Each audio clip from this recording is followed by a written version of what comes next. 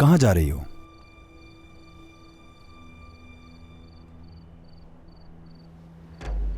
अभी थोड़ी देर पहले आपने मुझे इस घर में मेरी जगह बताई है, तो आज मैं यहाँ नहीं रुक सकती।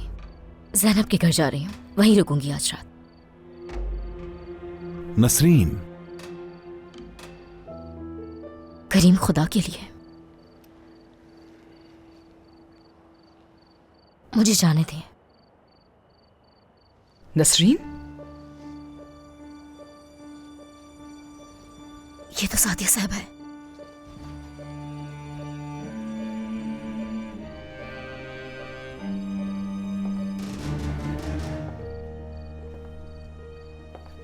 जी कहें सादिया साहबा। तुम इस वक्त किससे बातें कर रही थी? मैं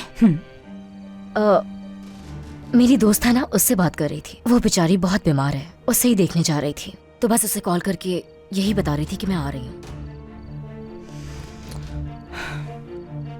आप ठीक तो है ना?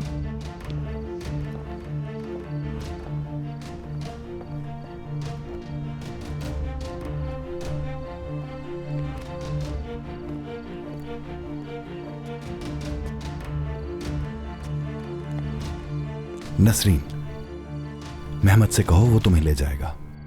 करीम छोड़े ना,